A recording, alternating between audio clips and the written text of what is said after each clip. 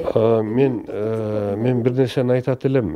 Мисалы үчүн араб элдеринде, семит элдеринде булар бир туугандары деле балдарын үйлөнтүп немете берген. Мурдагы мезгилдерде да. Азыр алар деле токтотуп коюшту муну. Анан кийин бизде болсо атам замандан бери баягы даже бир уруунун балдары бири-бири менен үйлөнгөн эмес, балдар кыздарычы, башка уруудан алган. Мына ушунун аркылуу биз биздин өзүбүздүн генофондубузду сактап келгенбиз. Эмне үчүн мына мен бир окуяны айтып берейин.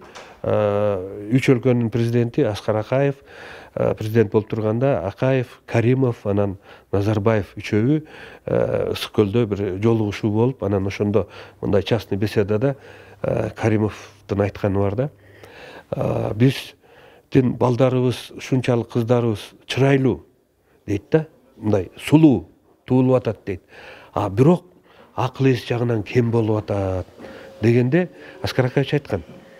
Мунун сыры жөнөкөй эле деген. Мына бизде кыргыздарда, казактарда биз 7 ата өткөзмөйүнчө балдарыбызды үйлөндүрбөйбүз деген.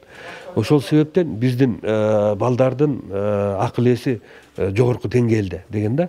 Анан Каримов барар менен жана өзүнүн атайын указын чыгарып, 7 ата өтмөйүнчө үйлөнбөсүн деген указын чыгарган. Ал эми бүгүнкү күндө жана биздин социалдык тармактарда биздин жанагы кээ бир молдокелер ошол арабтардын эмесин бизге киргизебиз деп үйлөнө берсе болот, тиги эки бир тууган балдарын үйлөнтүп кое берсе болот деген нерсенин баары бул биздин кыргыз элибиздин генофондун буза турган, ошого алып келе турган бир кадамдар деп ойлойм да.